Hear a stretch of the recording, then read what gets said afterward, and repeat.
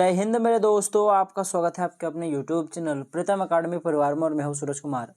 तो आज हम लोग जो आपका आकांक्षा 40 का जो 23 मार्च को जो आपका एग्ज़ाम होने वाला है उसके लिए आज हम लोग बायो का यानी बायोलॉजी का कुछ मोस्ट इम्पॉर्टेंट क्वेश्चंस पर बात करेंगे जो आपके एग्ज़ाम में बहुत इंपॉर्टेंट रोल प्ले करेगा, क्योंकि इसी टाइप के प्रश्न आपके एग्जाम में आएंगे और बहुत सारे प्रश्न आपको हूबहू देखने को जरूर मिलेंगे। ठीक है, एग्जाम में बातें तो होती रहेंगी। चलिए स्टार्ट करते हैं। सबसे पहला प्रश्न आपके पास है, निम्न में कौन आहार श्रृंखला के अंतर्गत है? ठीक है, तो देख लो ऑप्शन नंबर जो बी है ये करेक्ट हो जाएगा, क्योंकि देखो बाबू, पहले घास को बकरी खाएगा और बकरी को मानव खा सकता है। ठीक है ना, तो ये सही है, तो यही सही आंसर हो जाएगा। बाकी आप लोग देख सकते हो, अगर बाकी सब मैं आपको बताऊं, देख लो घास को क्या गेहूं खाएगा? ऐसा तो होता नहीं है। अच्छा, बकरी को गाय खाएगा? ये तो होता नहीं है। घास को क्या मछली खाएगा? ऐसा तो होता नहीं है। और इन केस अगर खा भी गया तो चलो, मछली को क्या बकरी खाएगा? पॉसिबल है ही नहीं। ठीक है ना, तो इसी प्रकार से आहार श्रृंखला में क्या देखना है आपको कि जो सबसे पहले है उसके बाद जो है वो उसको खाना चाहिए। ठीक है ना, और सर उसके बाद वाला जो होगा वो इसको खाना चाहिए। अगर इस प्रकार से होता है तो वो आहार श्रृंखला के अंतर्गत आएगा, जो कि फिट बैठता है 2 नंबर वाला। घास को खा सकता है बकरी और बकरी को खा सकता है मानव। ठीक है, चलिए आगे बढ़ते हैं। नेक्स्ट प्रश्न है, सीएफसी का पूर्ण रूप है? तो सीएफसी का मतलब होता है क्लोरोफ्लोरोकार्बन, जो कि 3 नंबर ऑप्शन में दिख रहा है।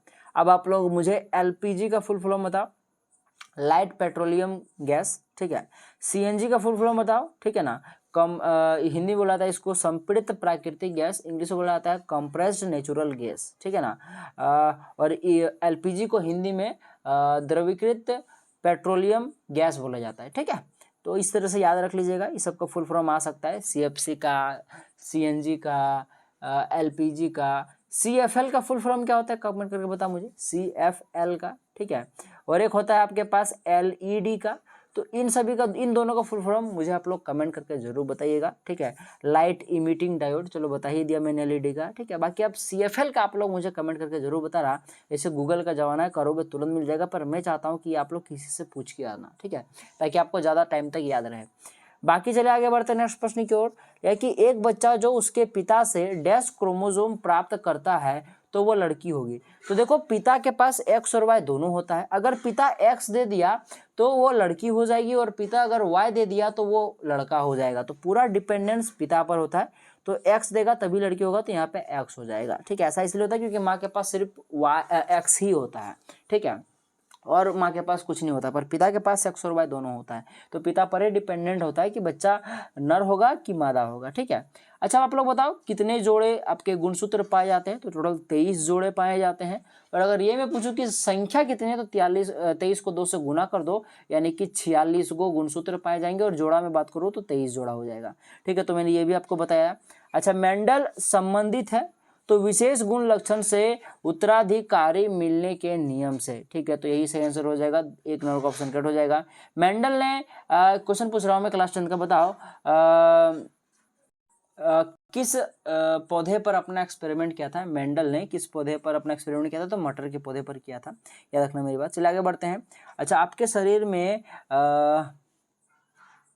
अपेंडिक्स का स्थान है, तो शरीर में जो अपेंडिक्स पाया जाता है वो बेसिकली बड़ी आंत में पाया जाता है। ठीक है, चलिए आगे बढ़ते हैं नेक्स्ट प्रश्न की ओर। यह है कि एक पुस्तक है जिसका नाम है आपके पास ओरिजिन ऑफ स्पीसीज।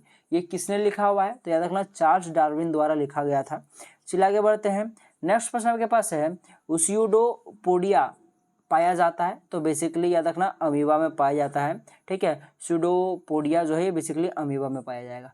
चलिए आगे बढ़ते हैं नेक्स्ट प्रश्न की ओर। प्रतिवर्ती क्रिया नियंत्रित होती है, तो बेसिकली सीएनएस से वो नियंत्रित होती है। बोलेगा सर सीएनएस क्या होता है? सेंट्रल नर्वस सिस्टम, जिसका शॉर्ट फॉर्म होता है सीएनएस। क्वेश्चन में अगर सीएनएस का फुल फॉर्म पूछ दे तो लिख दीजिएगा। चलिए आगे बढ़ते हैं। मुकुलन होता है, तो मुकुलन याद रखिएगा हाइड्रा में होता है। नेक्स्ट प्रश्न की ओर बढ़ते हैं। पक्षमाभी पेशी पाई जाती है, इसको सिलियरी मसल्स बोलते हैं।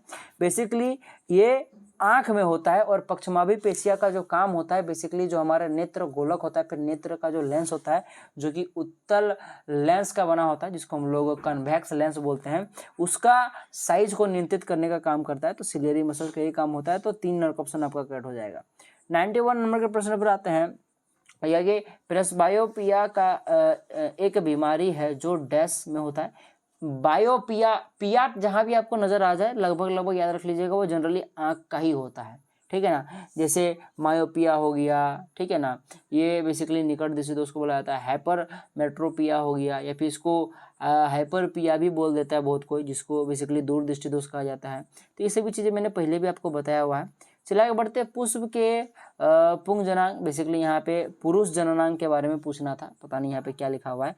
तो बेसिकली पुष्प में पुरुष जननांग है, क्या है बताओ। तो देखना अस्टामेन जो होता है बेसिकली यही पुरुष आपके पास जननांग होता है, ठीक है, अस्टामेन आपका सही हो जाएगा। नेक्स्ट प्रश्न की ओर बढ़ते हैं। भ्रूण को माँ के रक्त से पोषण एक विशेष ऊतक की सहायता से मिलता है, जिसे कहते हैं, इसी को हम लोग प्लेसेंटा कहते हैं। अगर प्रश्न सीधा सीधी पूछता कि भ्रूण को माँ के गर्भाशय में पोषण किसके द्वारा मिलता है, तो प्लेसेंटा के द्वारा ही मिलता है, याद रखना मेरी बात। 94 नंबर के प्रश्न पर आते हैं। पाचन के बाद प्रोटीन परिवर्तित हो जाता है तो एमिनो अम्ल में परिवर्तित हो जाता है। नेक्स्ट प्रश्न की ओर बढ़ते हैं। प्रकाश संश्लेषण का मुख्य स्थल है, तो याद रखना क्लोरोप्लास्ट, पत्ती मत मारना, क्लोरोप्लास्ट। चलिए आगे बढ़ते हैं। बांस है, तो बांस जो होगा ना एक प्रकार का ये घास होता है, जी हाँ, ना ही वो पेड़ है ना ही झाड़ी है, ठीक है ना, ना ही वो जटी बूटी है, वो एक प्रकार का घास होता है। और बेसिकली ये दैत्याकार उष्णकटिबंधीय घास होता है, एक प्रकार से उष्णकटिबंधीय घास होता है। और दैत्याकार इसीलिए बोला जाता है क्योंकि आप लोग को पता है बांस बहुत लंबा होता है, इसलिए बेसिकली इसको हम लोग बोल सकते हैं। अगर घास ऑप्शन में रहा तो मार दीजिएगा, अगर ये रहा तो मार दीजिएगा। दैत्याकार उष्णकटिबंधीय घास, दोनों में से कोई एक ही ऑप्शन में रहेगा। चलिए आगे बढ़ते हैं। रिकेट्स बीमारी का कारण है, तो रिकेट्स होता है वो विटामिन डी की कमी से होता है, सबको पता है। 97 नंबर का 2 नंबर का ऑप्शन करेक्ट हो जाएगा। 98 नंबर के प्रश्न पर आते हैं। पेचिस तथा इन्फ्लुएंजा होने का कारण है, तो पेचिस जो होता है वो विषाणु कारण होता है और इन्फ्लुएंजा जो होता है वो जीवाणु कारण से होता है, तो 4 नंबर का ऑप्शन आपका करेक्ट हो जाएगा, ये 98 नंबर का। चलिए 99 नंबर के प्रश्न पर आते हैं। सिफोर चक्र डैश के नाम से जाना जाता है, तो इसी को हम लोग हैच एवं स्लैक चक्र के नाम से जानते हैं, ठीक है। तो आपके पास 3 नंबर का ऑप्शन करेक्ट हो जाएगा। आज की इस वीडियो का लास्ट प्रश्न, आज का सिर्फ वीडियो का ही लास्ट प्रश्न है, पर आपको और भी प्रश्न कराया जाएगा, टेंशन मत लो। ये लास्ट जरूर है पर बेसिकली मतलब लिस्ट जरूर है पर लास्ट नहीं है। निम्नलिखित में से कौन एक पादप हार्मोन नहीं है, कौन सा जो है वो एक पादप हार्मोन नहीं है, आपको बताना है। तो देख लो यहाँ पे बेसिकली देखा जाए तो आपके पास ऑक्सिन, जिबरेलिन, ABA ये सभी जो है पादप हार्मोन में आते हैं, परंतु जो आपके पास इंसुलिन जो होता है ये बेसिकली एक जंतु हार्मोन है। इंसुलिन की कमी अगर शरीर में हो जाए तो मधुमेह रोग हो जाता है, डायबिटीज़ हो जाता है, तो इसको भी याद रख लीजिएगा। तो ये सारी चीज़ें थी जो कि मैंने आपको कराया, जो कि बहुत इंपॉर्टेंट प्रश्न थे। बेसिकली बेसिक से थोड़ा हट के और पूरा हाई से थोड़ा गिर के प्रश्न था, यानी मीडिएट लेवल का ये सारे प्रश्न थे। बहुत अच्छे प्रश्न है, इसी टाइप के प्रश्न आपको एग्जाम में देखने को जरूर मिलेगा। और आपकी जानकारी के लिए बता दो, ये जो है आपका मॉडल सेट जो आया था 2022 को, उसका सेट नंबर 1 का वाला क्वेश्चन सब है, ठीक है। बाकी आपको एक्स्ट्रा क्वेश्चंस भी मैं कराऊंगा, टेंशन मत लो, इतना कर लोगे तो आपका बहुत हद तक काम बन जाएगा, ठीक है।